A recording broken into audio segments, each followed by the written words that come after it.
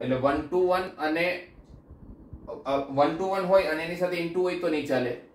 1 to 1 હોય અને on two બંને હોય તો એને આપણે શું કહી શકશું? બાયજેક્ટિવ ફંક્શન. આ મેં તમને ફંક્શન વિશે થોડું સમજાવ્યું. મારા હિસાબે બધું તમે કદાચ 11માં ભણી પણ ગયા હશો. એકવાર રિવિઝન થઈ ગયું તમારે એવું કહી શકાય. ફાઇન. અને કદાચ કોઈને આઈડિયા નહીં હોય તો મેં તમને આઈડિયા આપી દીધું કે રેન્જ શું છે, ડોમેઇન શું છે, કોડોમેઇન શું છે. પહેલા ફંક્શન શું હોય તો ફંક્શન એ મશીન હે ને, એવી રીતે યાદ રાખવાનું હંમેશા. અને કેવા ટાઈપના ફંક્શન? તો 1 to 1 અને મેની ટુ 1 માંથી એક કોઈ હશે અને ઓન ટુ ઇનટુ માંથી કોઈ એક હશે. અને કેવા ટાઈપનો વિધેય શક્ય નથી? તો 1 to many. એક અનેક વિધેય હજી સુધી શક્ય નથી બન્યું. રાઈટ? આટલું ક્લિયર? હવે આપણે જે ટોપિક વિશે ચર્ચા કરી રહ્યા છીએ એનું નામ શું છે? ઇનવર્સ, પ્રતિવિધેય. આ પ્રતિવિધેય એટલે શું? આ પ્રતિવિધેય એટલે શું?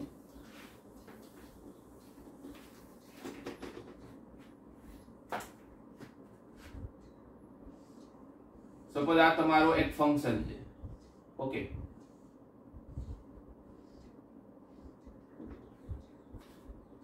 આ એક ફંક્શન છે. રાઈટ? સપોઝ માની લઈએ, આપણે એક એક્ઝામ્પલ લઈએ. આ આપણે જ્યુસ બનાવવાનો જ્યુસર છે. આપણે બધાના ઘરમાં જ્યુસર હશે ને, બધું આપણે જ્યુસ બનાવીને આપતું હશે. રાઈટ? હવે અત્યારે ટાઈમ આવે છે, ગરમીનો ટાઈમ છે, કેરીનો ટાઈમ આવશે અને છોકરાઓ આવશે. શું ચાલુ થઈ ગયો છે? કેરીનો ટાઈમ. તો હવે અમારી પાસે જ્યુસર છે, તો હું આ એમાં કેરી નાખું, મેંગો નાખું, મેંગો નાખ્યો, જ્યુસરે પોતાનું કામ કર્યું. થોડી વાર પછી મને મેંગોનો જ્યુસ આપશે. એને મજા આવી જશે ખાવાની. ખાવાની મતલબ જમતા જમતા પીવાની. મેંગો નાખ્યો, જ્યુસરે પોતાનું કામ કર્યું, મને શું આપ્યું? મેંગો જ્યુસ આપ્યું. રાઈટ? પછી એવું સમજો કે તરબૂચ નાખ્યું, વોટરમેલન નાખ્યું. તો વોટરમેલન નાખશો તો મને શું આપશે? વોટરમેલનનો જ્યુસ બનાવીને આપશે. જેમ જેમ હું મારો ફ્રૂટ ચેન્જ કરીશ, જેમ જેમ હું મારું ફળ ચેન્જ કરીશ, ફ્રૂટ ચેન્જ કરીશ, તો મને નવા નવા ટાઈપના જ્યુસ બનતા. એપલ નાખીશ, સફરજન નાખીશ તો સફરજનનો જ્યુસ બનાવીને આપશે. રાઈટ? જ્યુસર કેવા ટાઈપનું મશીન છે? કોઈ મને પૂછે કે જ્યુસરનું ફંક્શન માનો તો કેવા ટાઈપનું ફંક્શન છે? 1 to 1 છે કે મેની ટુ 1 છે? તો હું કહીશ 1 to 1 છે. કારણ કે એવું શક્ય છે કે હું મેંગો નાખું અને વોટરમેલન નાખું, બે અલગ અલગ ફ્રૂટ નાખું, પણ મને જ્યુસ એક જ ટાઈપનું બને છે. એવું તો નથી થવાનું ને. તમે ફ્રૂટ ચેન્જ કરશો તો જ્યુસ પણ બદલાશે. રાઈટ? એટલે તમે ઇનપુટ ચેન્જ કર્યું તો તમારું આઉટપુટ પણ ચેન્જ થયું. એટલે શું થયું? એ 1 to 1 ફંક્શન થયું. રાઈટ? હવે ઇનવર્સ નો મતલબ શું છે? કે હું આ જ્યુસર ની અંદર મારું માઇન્ડ લગાવું, એવું કઈ ચેન્જીસ કરી શકું જો શક્ય હોય. અને જો કરી શકું કે આ જ્યુસર ની અંદર હું જે આઉટપુટ આવતો હતો, જેમ કે મેંગોનો જ્યુસ આવતો હતો, પેલા મેંગો નાખતો હતો તો મને મેંગોનો જ્યુસ બનાવીને આપતો હતો. હવે આ મશીનમાં આ જ્યુસર ની અંદર હું એવું કઈ ચેન્જીસ કરી શકું જો શક્ય હોય. અને મેં એની અંદર ચેન્જીસ કર્યા અને હવે ઉલટું થાય છે કે હું એની અંદર મેંગોનો જ્યુસ નાખું છું અને મને મેંગો બનાવીને આપે છે. એવું તો આપણે હંમેશા સાંભળ્યું છે કે ભાઈ કેરી નાખશો તો કેરીનો જ્યુસ બનાવીને આપશે. પણ એવું તમે એવું શક્ય ખરા કે કેરીનો જ્યુસ નાખો અને મને કેરી બનાવીને આપી દે? એવું તો નથી થવાનું. પણ જો એવું થતું હોતે તો એને કહેવાય ઇનવર્સ ફંક્શન. એને કહેવાય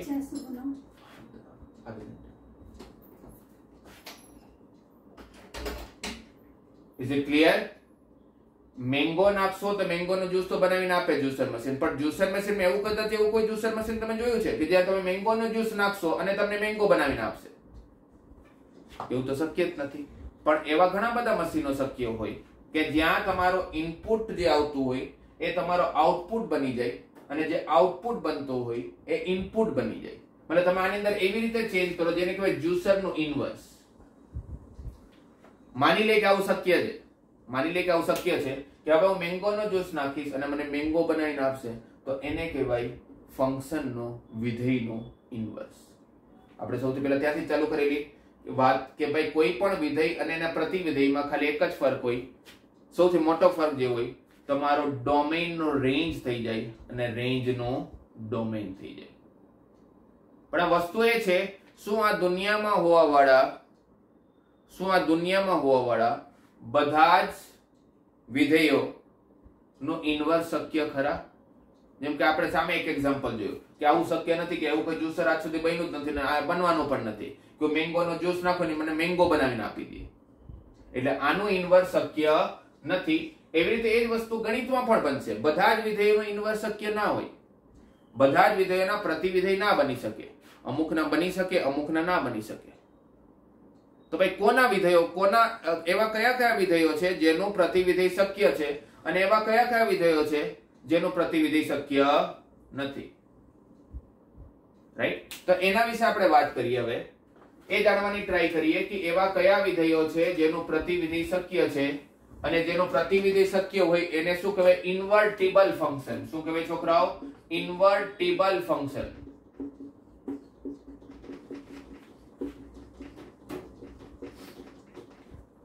તમને કોઈ પૂછે કે આપેલું વિધેય ઇન્વર્ટિબલ છે એટલે તમને એવું પૂછવા માંગે છે કે જે વિધેય આપેલું છે એનું પ્રતિવિધેય શક્ય છે? શક્ય છે તો ઇન્વર્ટિબલ છે, શક્ય નથી તો ઇન્વર્ટિબલ નથી. ઓકે, હવે આપણે સપોઝ આને આવી રીતે સમજીએ. Function is from a to b. આપણે એક વેન ડાયાગ્રામ બનાવીએ. સપોઝ એ આપણો પ્રદેશ છે, એની અંદર માની લઈએ કે 5 ઇનપુટ છે. એની સામે અહીંયા મારી પાસે 6 7 8 9 10 અને 11. આ તમારું શું હોય છે? b શું હોય છે? તમારું કોડોમેન. એટલે તમારા યુનિવર્સમાં, તમારે યુનિવર્સલ સેટમાં 6 કિંમત છે, 6 7 8 9 10 અને 11. અને મારી પાસે ઇનપુટમાં શું શું શક્ય કિંમતો છે? 1 2 3 4 5. હવે મેં મશીનમાં 1 નાખ્યો અને મને એને 8 જવાબ આપ્યો. 1 નો જવાબ શું આવ્યો? 8. આજે આજે જવાબ જેને કહીએ આપણે અથવા આન્સર જેને કહીએ છીએ એને ગણિતની ભાષામાં કહેવાય ઇમેજ. શું કહેવાય છોકરાઓ? ઇમેજ. 1 નો ઇમેજ કોણ છે? 8. 1 નો ઇમેજ શું છે? 8. 1 નાખ્યો, તમને જવાબ શું મળ્યો? 8. અને 8 નો આ જે 1 છે એને કહેવાય પ્રી ઇમેજ. શું કહેવાય વિદ્યાર્થી મિત્રો? Pre image. ઇમેજ અને પ્રી ઇમેજ. તમે જે ઇનપુટ નાખો અને જે આન્સર આવતો હોય તે જે આન્સર છે એ તમારા ઇનપુટનો શું કહેવાય? ઇમેજ. જવાબનો જ નામ આપવામાં આવ્યું છે ફંક્શનની ભાષામાં, ગણિતની ભાષામાં ઇમેજ. અને ઉલટું જોવો તો 1 જે છે એ 8 નું શું છે? Pre image. ઓકે, શબ્દ બધા તમારે ધ્યાનમાં રાખવાના છે. Image, pre image. તો મેં 1 નાખ્યો, મારું ઇમેજ 8 મળ્યું. મેં 2 નાખ્યો, મારું ઇમેજ 6 મળ્યું. મેં 3 નાખ્યો, મારો જવાબ 11 મળ્યો અથવા ઇમેજ 11 મળ્યું. 4 નાખ્યો, મારો જવાબ 9 મળ્યો. 5 નાખ્યો, મારો જવાબ 10 મળ્યો. તો અહીંયા શું થયું? તમારો ડોમેન શું હતું? 1 2 3 4 5. રેન્જ શું આવ્યું? 6 8 9 10 11. કોડોમેન શું છે? 6 7 8 9 10 અને 11. એટલે રેન્જ તમારું સબસેટ ઓફ કોડોમેન થયું. કારણ કે તમારા કોડોમેનમાં 7 છે પણ રેન્જમાં 7 નથી. 7 જવાબ જ નથી આવતો કોઈનો. એટલે રેન્જ સબસેટ ઓફ કોડોમેન થઈ ગયું. તો આ કયા ટાઈપનું વિધેય થયું? Into function. આ કયા ટાઈપનું વિધેય થઈ ગયું? Into function.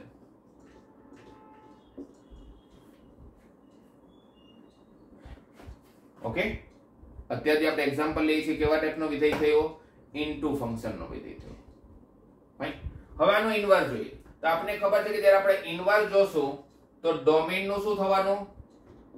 રેન્જ. ઉલટું થઈ જવાનું. ડોમેન નો રેન્જ અને રેન્જ નો ડોમેન. એટલે જે a to b હતો એ હવે b to a બની જશે. ફંક્શન જે પહેલા a to b હતો, જેવું તમે ઇન્વર્સ કરશો તો ઉલટું થઈ જવાનું, ચેન્જ થઈ જવાનું.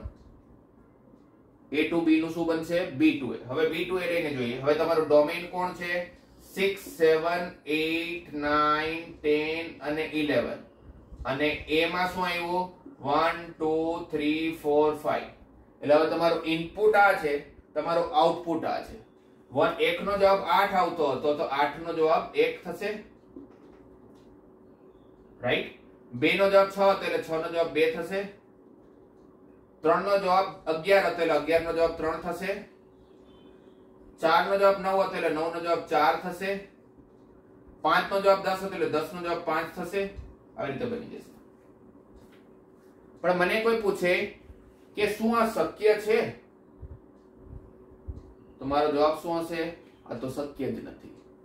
તો પૂછશે શા માટે શક્ય નથી? તો હું એને કહીશ કે ભાઈ આવું કઈ રીતે બની શકે કે મારા મશીનમાં મારા ફંક્શનમાં કોઈ ઇનપુટ નાખું છું અને મને જવાબ જ નથી મળતો. ભાઈ તમારા ઘરમાં જ્યુસર મશીન છે, તમે એની અંદર સપોઝ એપલ નાખ્યો, સફરજન નાખ્યો, એવું બનવાનું કે એ તમને ક્યારે જ્યુસ બનાવીને આપશે જ નહીં. ભાઈ સફરજન નાખ્યું તો આ 2 મિનિટ પછી, 5 મિનિટ પછી, કદાચ વધારે ટાઈમ લાગતો 10 મિનિટ પછી તમને જ્યુસ તો બનાવીને આપશે જ. એવું તો થવાનું જ નથી. તો પછી અહીંયા એવી રીતે કઈ રીતે બની શકે? તમે મશીનમાં 7 નાખી દીધું અને તમને જવાબ જ નથી મળતો. તમે કંઈક ઇનપુટ નાખશો તો તમને કંઈક તો આઉટપુટ મળશે, આપશે. મશીન કદાચ ખરાબ હશે તો ખરાબ આઉટપુટ આપશે, પણ આપશે તો ખરા જ ને. એટલા માટે આપણે એવું કહી શકીએ કે આ 7 ની સામે જો મારી પાસે કોઈ ઇમેજ જ નથી, મારી પાસે કોઈ જવાબ જ નથી, તો આવું વિધેય જ શક્ય નથી. એટલે અહીંયા તમારું ઇન્વર્સ નું અસ્તિત્વ નથી બની શકતું અને અહીંયા તમારું ઇન્વર્સ નું એક્ઝિસ્ટન્સ નથી થઈ શકતું. એટલે એક વસ્તુ તો નક્કી થઈ ગઈ, અહીંયા શા માટે એક્ઝિસ્ટ નથી થઈ શકતું, કોણ એનું કારણ છે જે મને આગળ નથી વધવા દેતો? તો 7 નંબર જે છે એ મને આગળ નથી વધવા દેતો. જો અહીંયા 7 ના હોતે તો કોઈ તકલીફ જ ના હોતે. સપોઝ માની લો કે 7 નથી, તો અહીંયા પણ 7 નથી, તો અહીંયા પણ 7 નથી, તો મને કોઈ તકલીફ જ નથી. તો પણ જો 7 ના હોતે તો તમારે રેન્જ અને કોડોમેઇન સરખા થઈ જતે, હે ને? રેન્જ અને કોડોમેઇન સરખા થઈ જતે તો કયું ફંક્શન બની જતે? ઓનટુ ફંક્શન બની જતે. એક વસ્તુ તો નક્કી થઈ ગઈ કે ઇનટુ ફંક્શન હશે જ્યાં સુધી આ 7 હશે એવી કોઈ કિંમત હશે કે જેનો મારી પાસે કોઈ જવાબ જ નથી, તો એનું ઇન્વર્સ શક્ય નહીં બને. એટલે ઇનટુ ફંક્શન નું ઇન્વર્સ ના હોઈ શકે. એટલે પહેલી વસ્તુ તો મને ખબર પડી ગઈ, જો કોઈ પણ ફંક્શન નું ઇન્વર્સ હશે તો એ ફંક્શન ને 100% ઓનટુ થવું જ પડશે, સર્જેક્ટિવ ફંક્શન બનવો જ પડશે. એટલે પહેલી કન્ડિશન મળી કે કેવા વિધેયનું પ્રતિવિધેય અસ્તિત્વ ધરાવે છે. તો કન્ડિશન શું થઈ કે જે વિધેય ઓનટુ ફંક્શન હશે, જે વિધેય વ્યાપ્ત વિધેય હશે અથવા જે વિધેય સર્જેક્ટિવ ફંક્શન હશે એનું ઇન્વર્સ એક્ઝિસ્ટ કરતું હશે. ઓકે, એટલે એક શરત આપને ખબર પડી ગઈ. હવે બીજી શરત જોઈએ. સપોઝ અહીંયા આ 7 નામની વસ્તુ જ નથી, પણ અહીંયા ઇનપુટમાં 6 છે અને આ 6 નો જવાબ આવે છે 10. 5 નો પણ જવાબ 10 આવે છે, 6 નો પણ જવાબ 10 આવે છે. એટલે આની અંદર રેન્જ અને કોડોમેઇન તો સરખા છે, કારણ કે કોડોમેઇનમાં પણ કોણ છે? 6, 8, 9, 10. 6, 8, 9, 10, 11 અને રેન્જમાં પણ શું છે? 6, 8, 9, 10, 11. તો એટલે રેન્જ ઇક્વલ ટુ કોડોમેઇન થઈ તો કેવું ફંક્શન બની ગયું છોકરાઓ? ઓનટુ ફંક્શન. પણ 1 to 1 અને મેની ટુ 1 માં જોઈએ તો તમે 1, 2, 3, 4, 5, 6 માં 1 નો જવાબ, 2 નો જવાબ, 3 નો જવાબ, 4 નો જવાબ, 5 નો જવાબ અલગ અલગ છે, પણ 5 અને 6 નો જવાબ સરખો થઈ જાય છે. એટલે બે કિંમતો માટે તમારો જવાબ સરખો બને છે તો એ કયું વિધેય થશે? મેની ટુ 1 ફંક્શન, હે ને? આપણે આ વેન ડાયાગ્રામ આપે અને પૂછે કે આ કેવા ટાઈપનું વિધેય છે તો આપણે શું જવાબ આપશું? મેની ટુ 1 ફંક્શન છે. આ કયું વિધેય છે? કયું ફંક્શન છે? મેની ટુ 1 ફંક્શન છે. હવે એનો પ્રતિવિધેયની વાત જોઈએ. તો પ્રતિવિધેયની વાત જોશું તો અહીંયા તમારી પાસે આ 7 નામની વસ્તુ જ નથી, ને? પાછું બનાવીએ આપણે અલગથી. b to a, તો b ની અંદર કોણ કોણ છે? 6, 7, 8, 9, સોરી 6, 8, 9, 10 અને 11. અને સામે શું શું છે? 1, 2, 3, 4, 5 અને 6. 6 નો જવાબ શું આવતો હતો? 2, હે ને? અહીં તમે જોયું તો 6 નો જવાબ 2. 8 ની સામે શું આવશે? 1, રાઈટ? 9 ની સામે શું આવશે? 4. 11 ની સામે શું આવશે? 3. અને 10 ની સામે શું આવશે? 10 ની સામે 5 પણ આવશે અને 10 ની સામે 6 પણ આવશે. એનો મતલબ ખબર પડી કે તમારી પાસે એક એવું વિધેય આવ્યું, એવું એક મશીન છે જેમાં તમે એક ઇનપુટ નાખ્યો 10 નામનો અને તમને 2 જવાબો આપે છે, 5 નામનો જવાબ અને 6 નામનો જવાબ. તમને લાગે છે આવું શક્ય છે? આ તો 1 to many ના થઈ ગયું, એક અનેક થઈ ગયો. આ તો અને આપણે ખબર છે એક જ ટાઈપનું ફંક્શન આજ સુધીમાં શક્ય નથી બન્યું. એ કોણ છે? 1 to many. તો એના હિસાબે એ કન્સેપ્ટ પ્રમાણે જોઈએ તો આવું તો શક્ય જ નથી કે એક ઇનપુટ સામે મને 2 આઉટપુટ મળી જાય. એક ઇનપુટ સામે મને 2 આઉટપુટ મળી જાય. આવું ક્યારેય શક્ય બનવાનું નથી. એનો મતલબ કે આનું પણ પ્રતિવિધેય નહીં થઈ શકે. અત્યારે આનું પ્રતિવિધેય એક્ઝિસ્ટ નથી કરતું.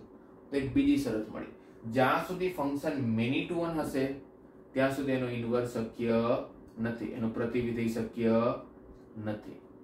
રાઈટ? જો આ 6 નહીં હોતે, જો 6 નથી, તો પછી આ કયું વિધેય બનતે? 1 to 1 ફંક્શન બનતે.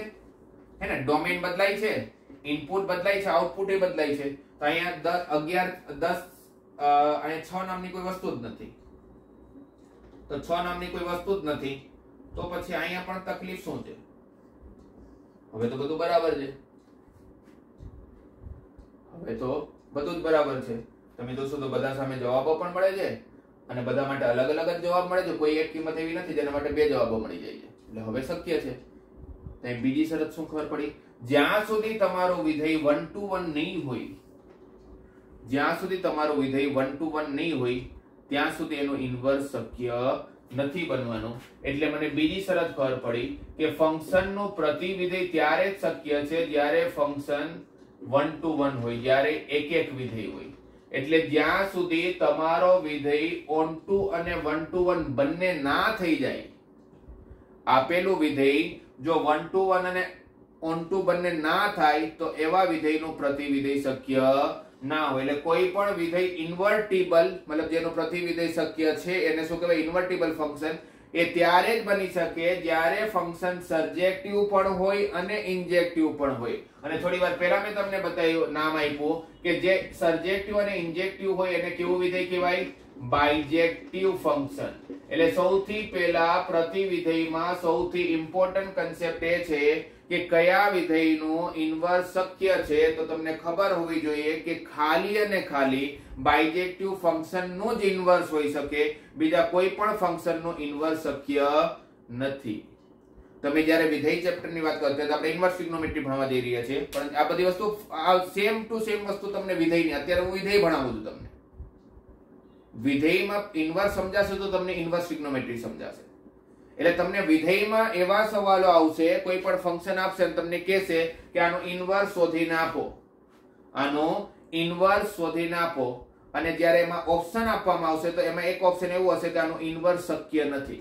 એટલે જ્યારે પણ કોઈ પણ વિધેયનું ઇન્વર્સ શોધવાની વાત આવે કે એનું ઇન્વર્સ ફંક્શન શોધીને આપો, તો સૌથી પહેલા તમારે એ ચેક કરવું પડશે કે એનું ઇન્વર્સ શક્ય છે કે નહીં. અને એનું ઇન્વર્સ શક્ય છે કે નહીં ખબર કઈ રીતે પડશે? તમારે એ જાણવું પડશે કે ફંક્શન 1 to 1 અને ઓન ટુ છે કે નહીં. તમે કહેશો સર કોઈ પણ વિધેય આપી તો ખબર કરી રીતે પડે કે 1 to 1 છે કે નહીં? એના માટે આપણી પાસે રસ્તાઓ હોય છે શોધવા માટે. આપણી પાસે એવા અલગ અલગ વેઝ છે, એવી અલગ અલગ મેથડો છે જેને આપણે યુઝ કરીને જાણી શકીએ કે ફંક્શન 1 to 1 છે કે નહીં, ઓન ટુ છે કે નહીં. તમને સવાલમાં ક્યારેય પણ કોડોમેન શોધવાની વાત નહીં આવે, કારણ કે કોડોમેન હંમેશા તમને આપવામાં આવશે. કારણ કે કોડોમેન શું છે? યુનિવર્સલ સેટ છે, એ તમારા હાથમાં નથી, એ તમને આપી દેવામાં આવશે. તમારે શું શોધવું પડતું છે? તમારે રેન્જ શોધવું પડતું છે, કારણ કે ઓન ટુ ની કન્ડિશન શું છે? Range equal to codomain. Range તમને વિધેયના શોધતા આવડવા જોઈએ. મતલબ કોઈ પણ વિધેય આપે તો એનો વિસ્તાર શું હશે એ આપણે શોધતા આવડવું જોઈએ. વિસ્તાર શોધતા આવડશે તો તમે જાણી શકશો કે વિસ્તાર અને કોડોમેન સરખા છે કે નહીં. અને જો સરખા હશે તો ઓન ટુ છે. અને આપણે જોઈ લીધું કે જે ભાઈ ફંક્શન આપેલું છે 1 to 1 પણ છે, ઓન ટુ પણ છે, તો એનો ઇન્વર્સ શક્ય છે. અને બે માંથી કોઈ એક પણ નહીં હોય. 1 to 1 છે પણ ઓન ટુ નથી તોય નહીં ચાલે, ઓન ટુ છે પણ 1 to 1 નથી તોય નહીં ચાલે. રાઈટ? એટલે ફર્સ્ટ થિંગ જે તમારે જાણવી જોઈએ, જે તમારે સમજવી જોઈએ કે કયા વિધેયોનો ઇન્વર્સ શક્ય છે, કયા વિધેયો ઇન્વર્ટિબલ હોઈ શકે. તો શું જવાબ આપશો? જે ફંક્શન બાયજેક્ટિવ હશે. અને જે મેં તમને કીધું કે 1 to 1 શોધવા માટે, 1 to 1 છે કે નહીં જાણવા માટે આપણી પાસે અલગ અલગ રીતો હોય છે, અલગ અલગ મેથડ્સ હોય છે. એ આપણે ડિટેલ્સમાં ચર્ચા કરશું જ્યારે ફંક્શનની વાતો કરશું. ઓકે, આટલું સમજાઈ ગયું તમને કે ફંક્શન જ્યાં સુધી 1 to 1 અને ઓન ટુ નહીં હોય ત્યાં સુધી તમારું ઇન્વર્સ શક્ય બનવાનું નથી. ક્લિયર? તો હવે આપણે જે ચેપ્ટર્સ ભણવા જઈ રહ્યા છીએ એનું નામ શું છે? ઇન્વર્સ ટ્રિગ્નોમેટ્રી. શું નામ છે છોકરાઓ? ઇન્વર્સ ટ્રિગ્નોમેટ્રી. હવે તમે વિચારો કે તમારી પાસે sin x નામનું એક ફંક્શન છે. sin x નામના ફંક્શનમાં મેં ઇનપુટમાં નાખ્યો 0 ડિગ્રી, sin નામના મશીનમાં 0 ડિગ્રી નાખી દીધો, sin એ પોતાનું કામ કર્યું અને થોડી વાર પછી આપણે આઉટપુટ આપ્યો તો આપણે ખબર છે કે sin 0 ડિગ્રીની વેલ્યુ કેટલી થાય 0. પછી એ જ મશીનમાં મેં નાખ્યો 180 ડિગ્રી પાઈ નાખ્યો તો આપણે ખબર છે કે sin પાઈ ની કિંમત પણ કેટલી થાય 0. તો અહીંયા જ આપણું તો કામ રોકાઈ ગયું, કારણ કે અહીંયા બે અલગ અલગ કિંમતો માટે તમને સરખો જવાબ મળે છે. તો કેવું વિધેય થયું? many to 1 થયું. તો બે અલગ અલગ કિંમતો માટે જો તમને સરખો જવાબ મળતો હોય તો એને કેવું વિધેય કહેવાશે? many to 1 વિધેય કહેવાશે. તો આ તો sin x તો many to 1 છે. એની સામે આપણે cos x જોઈએ. cos x ની વાત કરીએ, cos x ની વાત કરીએ, f of x equal to cos x. તો આની અંદર મેં સપોઝ 0 ડિગ્રી નાખ્યો અથવા પાઈ બાય 2 નાખ્યો, સપોઝ 0 ડિગ્રી નાખ્યો, ચલો તો cos 0 ની કિંમત કેટલી થઈ? 1. પછી મેં એની અંદર 360 ડિગ્રી નાખ્યો તો cos 360 ની પણ કિંમત કેટલી થઈ? 1. તમને બધાને ખબર છે ભાઈ આખું ત્રિકોણમિતિ ક્યાંથી બનેલું છે? યુનિટ સર્કલ થી. અહીંયા કયા ખૂણા હોય? 0 અહીંયા હોય, 180 અહીંયા હોય, 360 અહીંયા હોય. તો અહીંયાનો બિંદુ શું છે? 1,0. તો અહીંયા આવા વાળા બધા જ ખૂણા માટે cos ની કિંમત કેટલી હશે? 1 જ હશે. હવે તો અનંત ખૂણાઓ છે જેના માટે cos ની કિંમત 1 છે. હવે તો અનંત ખૂણાઓ છે જેના માટે sin ની કિંમત 0 છે. તો બહુ બધા ઇનપુટો એવા છે જેના માટે તમારો cos 1 આપે છે, તો આ તો many to 1 ફંક્શન થઈ ગયું. બહુ બધા ખૂણાઓ એવા છે જેના માટે sin નો જવાબ 0 છે, તો આ many to 1 ફંક્શન થઈ ગયું. અને sin અને cos many to 1 છે તો tan cot sec cosec પણ many to 1 હશે, કારણ કે tan cot sec cosec નું અસ્તિત્વ એટલા માટે જ આ દુનિયામાં કારણ કે sin અને cos છે. તો sin અને cos જ જો many to 1 થઈ ગયા, અનેક એક વિધેય થઈ ગયા, તો બાકીના જે બાકી રહી ગયા ત્રિકોણમિતિના ratio tan cot sec cosec એ બધા પણ many to 1 જ હશે. તો આખા ત્રિકોણમિતિમાં જે 6 પદ હોય છે આપણી પાસે sin cos tan cot sec cosec એ બધા જ અનેક એક વિધેય છે, many to 1 ફંક્શન છે. પણ હમણાં તો આપણે જોયું કે ફંક્શન જો 1 to 1 ના હોય તો એનો ઇન્વર્સ શક્ય નથી. તો આ કન્સેપ્ટ લગાવીએ તો આ કન્સેપ્ટ પ્રમાણે તો sin cos tan cot sec cosec કોઈનું પણ પ્રતિવિધેય શક્ય નથી, કારણ કે બધા જ વિધેયો અનેક એક વિધેય છે, many to 1 ફંક્શન છે. પણ આપણે આખું ચેપ્ટર આપેલું છે ઇન્વર્સ ટ્રિગ્નોમેટ્રી, તો આવું થયું કઈ રીતે? આવું બન્યું કઈ રીતે? જ્યારે કન્સેપ્ટ પ્રમાણે જોઈએ છીએ તો ફંક્શન જો 1 to 1 ના હોય તો એનું ઇન્વર્સ શક્ય ના બની શકે. પણ અહીંયા તો એકેય 1 to 1 નથી, નથી sin, નથી cos, નથી tan, નથી cot, નથી sec, નથી cosec, છતાં પણ આખું ચેપ્ટર બનાવી દીધું. તો આવું કઈ રીતે થયું? આવું તો શું કર્યું એ લોકોએ? ત્રિકોણમિતિના પદો સાથે કંઈક ને કંઈક તો કામ કર્યું હશે જેથી એના પ્રતિવિધેયો શક્ય બન્યા. એની વાત હવે આપણે કાલના ક્લાસમાં કરશું, રાઈટ? તો આજે તમારે શું મેં તમને ખાલી બતાવ્યું કે ભાઈ કયા વિધેયો એવા છે જેના પ્રતિવિધેય શક્ય. ઇન્વર્સ ટ્રિગ્નોમેટ્રી, તો પહેલા તો ઇન્વર્સ કોનું શક્ય છે તો એ સમજશો તો ઇન્વર્સ ટ્રિગ્નોમેટ્રી સમજાશે ને તમને, રાઈટ? એટલે સમજવું બહુ જરૂરી હતું તમને, અને ફંક્શનમાં પણ આ બધી વસ્તુ તમને ભણવું જ પડશે. એટલે મેં તમને અત્યારે જ કરાવી દીધું કે કયા વિધેયોનું ઇન્વર્સ શક્ય છે અને કયા વિધેયોનું ઇન્વર્સ શક્ય નથી. એટલે આખું સમરાઇઝ કરી આજનો ક્લાસ. તો એટલું ભણ્યા આપણે કે જે વિધેયો બાયજેક્ટિવ હશે, જે વિધેયો 1 to 1 હશે અને ઓન ટુ બંને હશે, ઇન્જેક્ટિવ સર્જેક્ટિવ જેનું નામ છે, નામ ધ્યાનમાં રાખજો, એને કહેવાય બાયજેક્ટિવ ફંક્શન. અને ખાલી બાયજેક્ટિવ ફંક્શનનું જ ઇન્વર્સ એક્ઝિસ્ટ કરે. અને સંબંધ અને વિધેય વચ્ચે શું ડિફરન્સ છે? ફંક્શન 1 to many ના હોઈ શકે, રિલેશન 1 to many હોઈ શકે. ક્લિયર? તો છોકરા આજે જે ભણે એને બરાબર રિવાઇઝ કરો અને કાલે પાછું આપણે આગળની વાત કરશું. આગળ ભાઈ જે આપણે વાત કરી ભાઈ sin x cos x tan x cot x sec x cos x જ્યારે 1 to 1 છે જ નહીં તો એનો ઇન્વર્સ કઈ રીતે શક્ય બન્યું એના વિશે ડિટેલ્સમાં આપણે કાલે ચર્ચા કરશું. ઓકે, આવજો વિદ્યાર્થી મિત્રો.